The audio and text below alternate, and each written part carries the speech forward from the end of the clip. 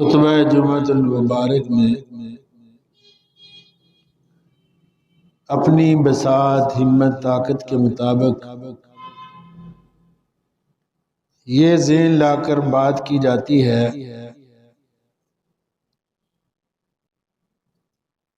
کہ ہماری زندگی کا گزران اسلامی اصولوں کے مطابق ہو اور ہمارا یہاں وقت جو گزر رہا ہے وہ اللہ اور اس کے رسول صلی اللہ علیہ وسلم کے احکامات کے مطابق گزر جائے اور پھر آخرت کی زندگی میں ہماری نجات کا ذریعہ بن جائے۔ جو اللہ نے صلاحیت عطا فرمائی اس کے مطابق نیت کاوش کوشش یہی ہوتی ہے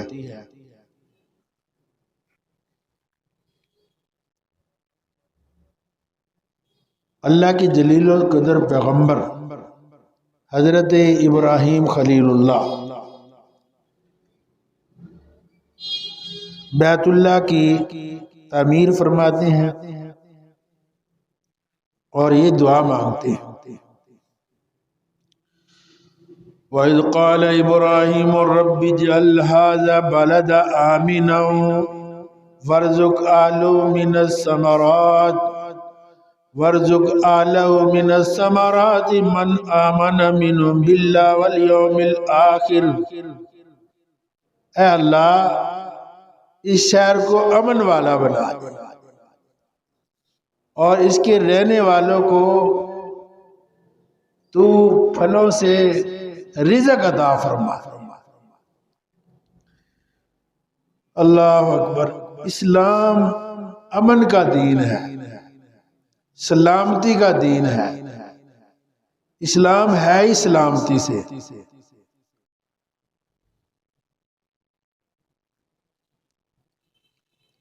پچھلے دنوں ایک سانحہ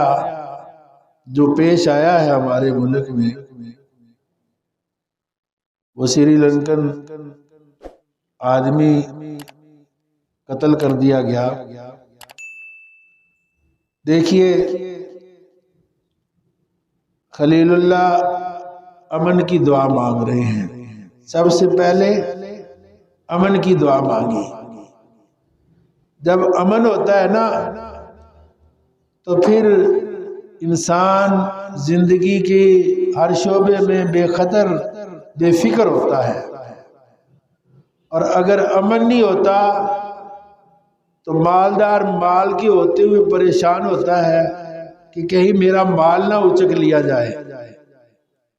بلکہ اس کو جتنا مال زیادہ ہوتا ہے اتنی اس کی نیندیں حرام بھی زیادہ ہوتی ہیں۔ امن جو نہیں ہے،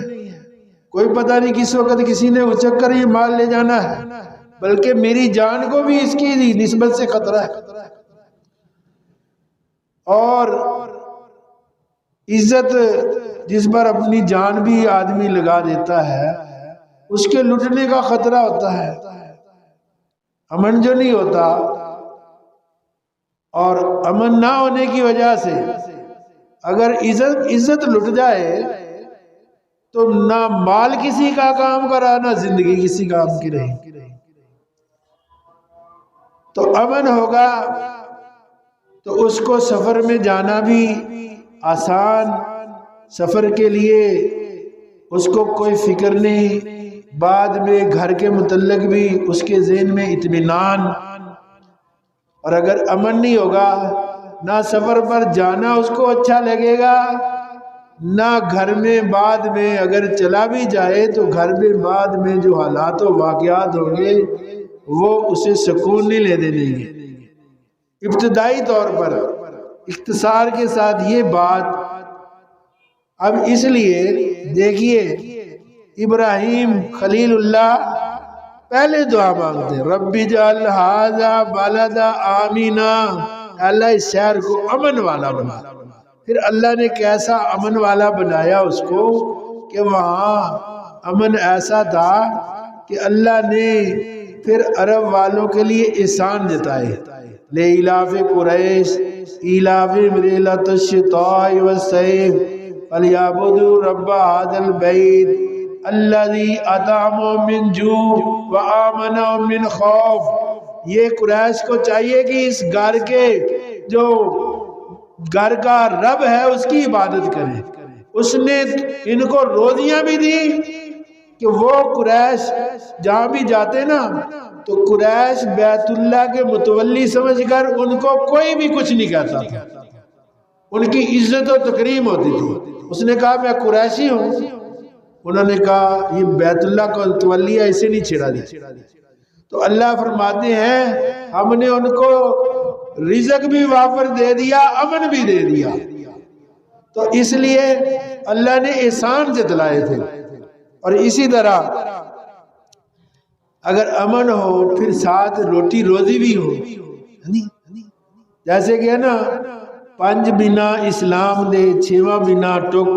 چھواں جے کر نہ ہوئے تو پنجے جاون مک۔ اگر روٹی بھی ہو تو پھر روٹی روزی ہو، جس کو جو صحت کے ساتھ صبح کو اٹھتا ہے، اپنا اس کے پاس گھر ہوتا ہے، اپنی اس کے پاس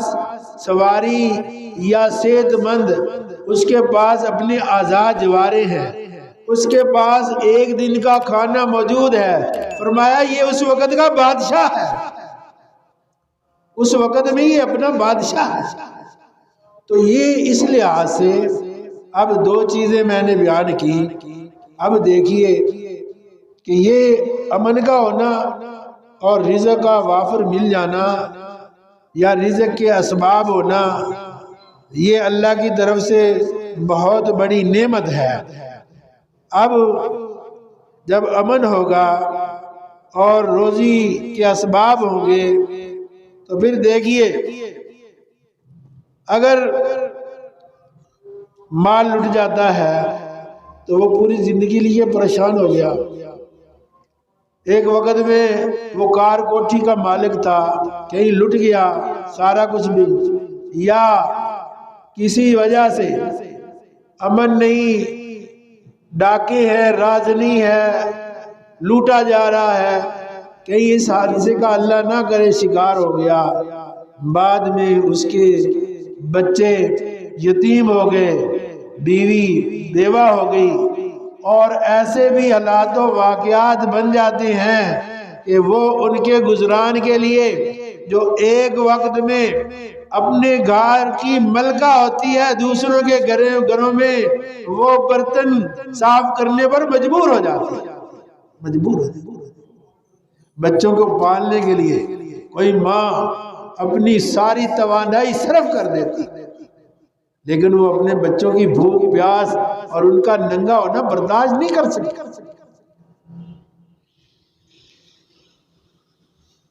پھر امن کے معاملے میں اللہ رب العزت نے ایک اور بات فرمائی جس کو بنی اسرائیل کے لیے بیان کیا اور دنیا میں ایک قانون بیان کر کے فرما دیا۔ اللہ رب العزت نے فرمایا، اللہ اکبر،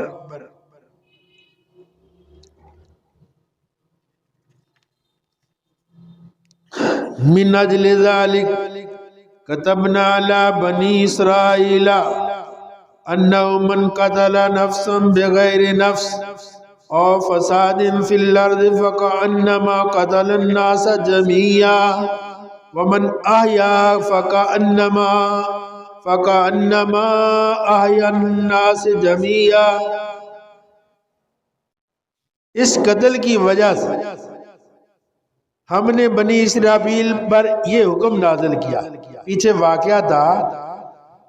حضرت آدم علیہ السلام کے دو بیٹوں کا، قابیل اور حابیل کا۔ قابیل نے حابیل کو قتل کر دیا اور اس کے بعد اللہ رب العزت نے فرمایا ہم نے بنی اسرائیل کے لیے یہ حکم نازل کیا تھا جو شخص ناحق قتل کرے گا، یعنی بغیر اس کے کہ جان کا بدلہ لیا جائے یا ملک میں خرابی کرنے کی سزا دی جائے، اس نے گویا تمام لوگوں کو قتل کر دیا۔ تمام انسانیت کا قتل کر دیا اس نے، اور جس نے کسی ایک کی جان بچا لی تو گویا اس نے تمام جو لوگ ہیں کائنات میں انسانیت ہے اس کی جان بچا لی۔ اب یہ جو باتیں فرمائی، قتل کے بدلے قتل یا پھر فساد والے کے بدلے قتل، جو کوئی زمین میں فساد پھیلائے یا اس کے بدلے قتل۔ اور یہ قتل بھی یہ نہیں کہ خود قتل کر دیا جائے، بلکہ ریاست کا کام ہے کہ قاتل کو قتل کی سزا دے، اور قاتل کو قتل ہونے کے بعد اس پر مقدمہ چلے، عدالت میں گواہ پیش ہو، پوری تحقیق ہو، پورے اس کو انصاف کا سارا مہیا کیا جائے، اور پھر انصاف کے تقاضے پورے ہونے کے بعد اس کو سزا دی جائے۔ اور یہ کس کا کام ہے؟ یہ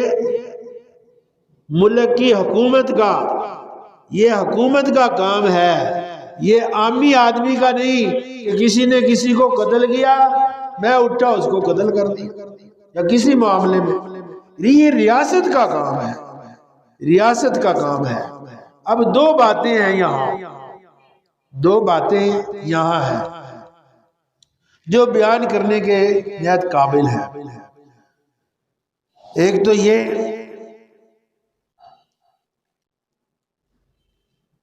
ہم مسلمان ہیں، کوئی بھی اسلامی توہین امیز بات ہمارے اسلام کا تقاضا، ہمارے ایمان کا تقاضا ہے کہ ہم اس کو برداشت نہیں کرتے۔ کوئی بھی جب اسلام کی توہین امیز بات ہوتی ہے اس کو ہمارا ایمان برداشت نہیں کرتا، لیکن اس برداشت میں ہم کو کہاں تک جانا چاہیے اور کہاں تک اس کو جانے کا اجازت ہے، اسلام اس کو کہاں تک جانے کی اجازت دیتا ہے۔ اس میں پہلی بات یہ ہے کہ ہم نے اسلام، ہر ایک نے اپنی مرضی کا اسلام بنا لیا ہے۔ یہ بات اچھی طرح سننے کی ہے، ہم سب نے اپنا اپنا اسلام، اپنی مرضی کا اسلام بنا لیا ہے۔ اس میں اگر میں یہ کہوں ایک کوئی نماز میں رفع یدین کرتا ہے، آمین اونچی آواز سے کہتا ہے، یا امام کے پیچھے وہ فاتحہ کا قائل ہے، تو وہ دوسرے پر اپنی یہ مرضی ٹھوس نہیں دینا، اس کو یہ حق نہیں پہنچتا کہ وہ اپنی اس مرضی کو کسی پر ٹھوس دے۔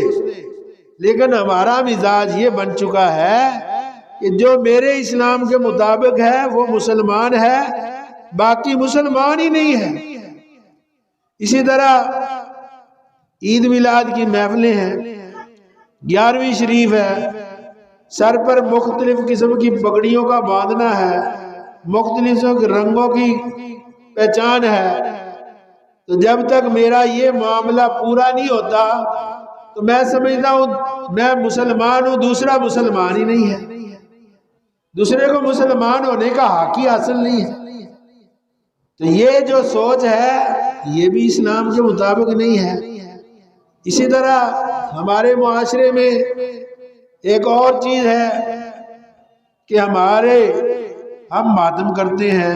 یا نوح کہتے ہیں، یا زنجیر زنی کرتے ہیں، یا کالے کپڑے پہنتے ہیں، تو اگر دوسرا نہیں کرتا تو ہم سمجھتے ہیں یہ تو مسلمان ہی نہیں ہے، بس اسے ہمیں مسلمان ہونے کا حق ہے، باقی کوئی بھی جو یہ کام کرنے والا نہیں ہے وہ مسلمان نہیں ہے۔ اور اس کے بعد اس پر مستزاد اس پر اضافہ اس بات کا ہے کہ ہم نے جو بھی بات ہے، چاہے دوسرے مسلک کا، دوسرے اس شعبے کا کتنا بھی بڑا پارسا ہے، نیک ہے، اس کی بات تو ہم ردی کی ٹوکری میں پھینکیں گے۔ جو ہمارا اپنا پیر ہے، مرشد ہے، ملا ہے، امام ہے، بس اس کی بات جو ہے نا وہ آخری ہے، اس کو ہم آخری سمجھیں گے، وہ بات ہمارے لیے آخری ہے۔ اس کے مقابلے میں کوئی بات بھی ہمیں بتائے، چاہے وہ حدیث کے مطابق ہو، سنت کے مطابق ہو، قرآن کی آیات کے مطابق ہو، ہم اسے لینے کے لیے تیار نہیں ہوتے، کیونکہ یہ ہماری ملا کی بات ہے، ہمارے پیر کی بات ہے، ہمارے مرشد کی بات ہے، اس کے مقابلے میں کوئی کیسے آ سکتا ہے؟ یہ بھی ہمارا رویہ درست نہیں ہے۔ دین اس چیز کا نام ہے جو کتاب اللہ میں موجود ہے، جو رسول اللہ صلی اللہ علیہ وسلم کی سنت کے مطابق۔ تو یہ ہمارا جو اتنا بڑا تشدد پسندانہ رویہ ہے، یہ بھی ہماری خرابی کا باعث ہے۔ اب آئیے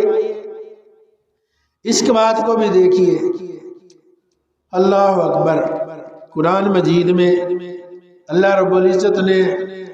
مختلف جرموں کی سزائیں متعین فرما دی، اور پھر جیسے کہ قصاص کے متعلق اللہ رب العزت نے فرمایا کہ قصاص میں تمہارے لیے زندگی ہے، یعنی کہ ایک آدمی نے کسی آدمی کے اوپر کوئی بھی ظلم کیا، حتیٰ کہ اسے قتل کر دیا، اس پر ریاست میں مقدمہ چلے، پھر اس مقدمے کے بعد اس پر جرم ثابت ہو جائے تو ریاست کا کام ہے کہ اس سزا کو نافذ کرے۔ اب ہمارے ہاں یہ بات ہے کہ کوئی بھی، جیسے کہ اللہ کے محبوب پیغمبر صلی اللہ علیہ وسلم نے اس بات کو واضح کر کے فرما دیا، پہلی قومیں اس لیے ہلاک ہوئی تھی کہ جب ان کا چھوٹے طبقے کا کوئی آدمی جرم کرتا تو اس کو تو سزا دے دی جاتی، اور جب کوئی بڑے طبقے کا آدمی کوئی جرم کرتا تو اس کو اس کے جرم کے مطابق سزا نہیں دی جاتی تھی اس کو۔ جیسے کہ ایک قبیلے کی عورت جس کا نام فاطمہ تھا، اس نے چوری کی، چوری اس پر ثابت ہو گئی، اور لوگوں نے شاید اسامہ یا ان کے باپ زید کی، ان کی طرف سے، ان دونوں سے ایک جن کی طرف سے، اللہ کے رسول صلی اللہ علیہ وسلم ان سے محبت کرتے تھے، فرمایا کہ ان کے استعمال سے آپ کو سفارش کرائی کہ یہ اسد قبیلے کی عورت ہے، فاطمہ اس کا نام ہے، اس کو چوری کی سزا میں ہاتھ نہ کاٹا جائے، یہ قبیلے کی توہین ہے۔ آپ صلی اللہ علیہ وسلم نے کیا ارشاد فرمایا تھا؟ اللہ کی حدود کے معاملے میں اللہ کے رسول صلی اللہ علیہ وسلم جب کوئی بھی ایسی بات ہوتی، آپ کے چہرے پر غصے کے آثار نمایاں ہو جاتے تھے۔ آپ نے فرمایا تم اسد قبیلے کی فاطمہ کی بات کرتے ہو، چوری میں اس کا ہاتھ نہ کاٹا جائے، اگر وہ محمد رسول اللہ صلی اللہ علیہ وسلم کی بیٹی فاطمہ بھی چوری کرے اس کا بھی ہاتھ کاٹا۔ آج ایک بہت بڑی خامی یہ بھی ہے کہ ریاست میں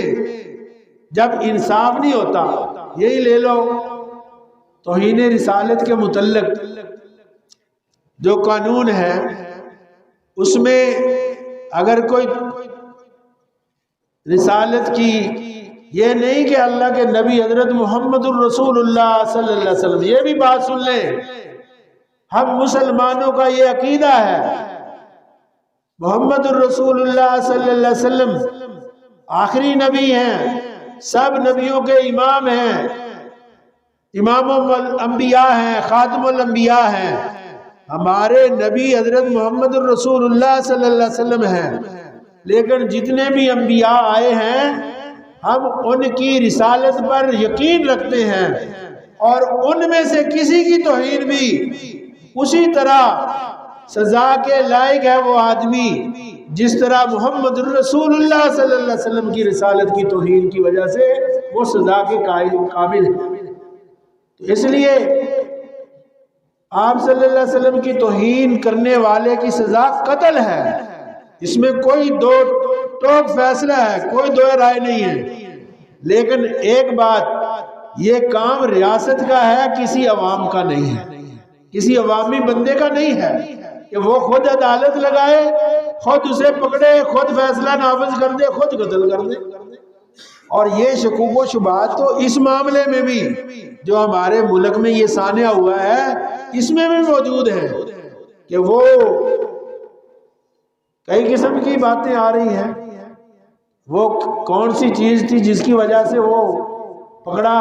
پھر انہیں قتل کیا، پھر انہیں، اور پھر ایک بات اور یاد رکھ، نہایت اہم بات ہے، ضروری بات ہے۔ حضرت علی رضی اللہ تعالیٰ عنہ کے وقت میں کچھ لوگ آئے، انہوں نے کہا حضرت علی مشکل کشا ہے، حضرت علی ہمارا خدا ہے۔ آپ نے انہیں منع فرمایا، آپ نے فرمایا اللہ کے سوا کوئی مشکل کشا نہیں، اللہ کے سوا کوئی اور کائنات کا مالک خالق نہیں ہے۔ انہوں نے کہا ہم تو تمہیں کہیں گے مشکل کشا۔ انہوں نے ان کو جلانے کی سزا دی۔ حضرت عبداللہ بن عباس رضی اللہ تعالیٰ، عبداللہ بن عباس، عباس آپ کے چچا تھے، عبداللہ ان کا بیٹا تھا، وہ انہوں نے حضرت علی رضی اللہ تعالیٰ متعلق فرمایا کہ دیکھو کہ اللہ رب العزت جس نے آگ کو پیدا کیا اس کے سوا آپ صلی اللہ علیہ وسلم نے فرمایا ہے کوئی بھی کسی کو آگ کا عذاب نہ دے، آگ میں نہ جلائے۔ جہنم میں جلانا یہ اللہ کی صفت ہے، وہ مجرموں کو، کافروں کو جہنم میں پھینکیں گے، لیکن کوئی بھی کسی جاندار کو عذاب کا، آگ کا عذاب نہ دے۔ لیکن حضرت علی رضی اللہ تعالیٰ عنہ ان کی آپ کی سوچ یا آپ وہ بھی چھوٹے درجے کے تو نہیں ہیں، وہ انہوں نے، اور ہم سمجھتے ہیں کہ انہوں نے شرک کو اتنا بڑا جرم سمجھا کہ انہوں نے اس وقت ان لوگوں کو جلانے کی سزا دی۔ لیکن شریعت میں جلانے کی سزا بھی کسی کو، جاندار کو دینا ممنوع ہے، اور جو شریعت نے کئی سزاؤں کی جو اپنا کسی بھی معاملے میں توہین پر جو سزائیں نافذ کی یا جرم پر نافذ کی ہیں، ان میں جلانے کی سزا کسی میں بھی نہیں ہے، کسی جرم میں بھی جلانے کی سزا موجود نہیں ہے۔ یہ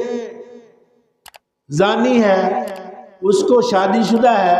عورت ہے یا مرد ہے، سنگسار کرنے کی سزا موجود ہے۔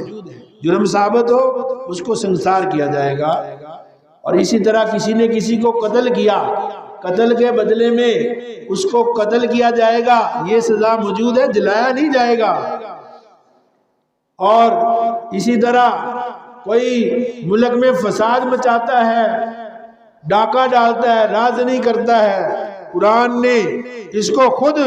بیان فرمایا سورہ مائدہ میں۔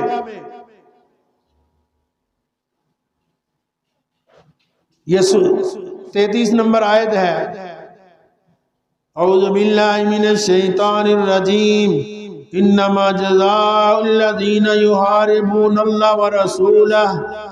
جو لوگ اللہ اور اس کے رسول کے ساتھ لڑائی کریں، وَيَسْعُونَ فِي الْأَرْضِ فَسَادًا، اور زمین میں فساد مچائیں، اور اَن يُقَتَّلُوا أَوْ يُسَلَّبُوا، انہیں یا تو قتل کر دو یا سولی چڑھا دو، اور تُقَطَّعَ أَيْدِيهِمْ وَأَرْجُلُهُمْ مِنْ خِلَافٍ، یا ان کا ایک طرف کا ہاتھ اور ایک طرف کا پاؤں یہ کاٹ دو، اور يُنْفَوْا مِنَ الْأَرْضِ، یا انہیں دیس نکالا دے دو۔ ذَلِكَ لَهُمْ خِزْيٌ الدُّنْيَا، یہ ان کے لیے دنیا میں رسوائی ہے، وَلَهُمْ فِي الْآخِرَةِ عَذَابٌ عَظِيمٌ، اور آخرت میں ان کے لیے بہت بڑا عذاب ہے، بہت بڑا عذاب ہے۔ اسی لیے کسی جو قتل کرنے والا ہے مومن کو یہ تو قتل کرتا ہے، وَمَن يَقْتُلْ مُؤْمِنًا مُتَعَمِّدًا فَجَزَاؤُهُ جَهَنَّمُ خَالِدًا فِيهَا وَغَضِبَ اللَّهُ عَلَيْهِ وَلَعَنَهُ وَأَعَدَّ لَهُ عَذَابًا عَظِيمًا، جو کسی مومن کو قتل کرتا ہے اور جان بوجھ کر اسے قتل کر دیتا ہے تو اللہ رب العزت فرماتے ہیں اس کے لیے جہنم ہے، پھر اس کے لیے اس میں ہمیشہ رہنا ہے، پھر اس کے لیے اللہ کا غصہ ہے اور اللہ کی لعنت ہے، اور اللہ نے اس کے لیے بہت بڑا عذاب تیار کر دیا۔ اتنی بار فرمایا، اتنی بار،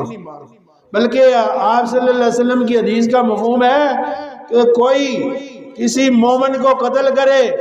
اس میں زمین و آسمان والے سارے ہی شامل ہوں، اللہ سب کو اٹھا کر جہنم میں پھینک دے، اللہ کو کوئی پرواہ نہیں۔ یہ بات اپنی جگہ۔ اب صرف دو باتیں رہ گئی جو آخر میں آپ کے سمجھانے کے لیے، اللہ میں صحیح سمجھ نصیب فرما دے اور عمل کی توفیق نصیب فرما دے، کہ اگر کوئی بھی ہمارے ایمان کے خلاف کوئی بات ہمارے سامنے آ جاتی ہے، ہم اس پر اس کو پکڑ سکتے ہیں، وہ مجرم ہے، اس کو پکڑ کر ہم اس کو عدالت میں پیش کریں، یہ نہیں کہ خود عدالت لگائیں اور خود اس کا معاملہ جو ہے نا خود ہی اس پر سزا نافذ کر دیں۔ اور عدالت کا جو آج تک عدالتوں کے ذریعے سے یہ بات ہونے پر عوام مجبور ہوتے ہیں، وہ یہ ہے کہ یہ پروٹوکول دے کر پہلے انہیں ہی مجرم ثابت کرتے ہیں، وہ توہین رسالت کے مجرم بھی ہوتے ہیں، لیکن بغیر کے دباؤ پر پھر انہیں پروٹوکول دے کر بغیر سزاؤں کے انہیں بغیر ملکوں میں ان کے آقا تک پہنچا دیتے ہیں، جس کی وجہ سے بھی لوگوں کے جذبات مجروح ہو چکے ہوتے ہیں اور ایسی کارروائیوں تک مجبور ہوتے ہیں۔ لیکن ہمیں ہر ایک کو سوچنا چاہیے جو میرے پاس اسلام ہے اسی کو میں اپنا اسلام مکمل نہ سمجھوں، بلکہ اسلام اس قرآن کا نام ہے، اللہ کے رسول صلی اللہ علیہ وسلم کے پیغام کا نام ہے۔ اپنی سوچ کو، اگر میں اہل حدیث ہوں، میں دیوبندی ہوں، میں بریلوی ہوں، میں شیعہ ہوں، میں اس کو اپنی سوچ کے مطابق لاؤں، اگر لائیں گے تو پھر ہمارے پاس امن والی زندگی ہوگی۔ اگر اس سے ہم ادھر ادھر جائیں گے تو پھر یہی دنیا میں فساد والا معاملہ ہوگا۔ اللہ ہمیں سمجھنے کی، عمل کی توفیق نصیب فرمائے۔ وما علینا الا البلاغ۔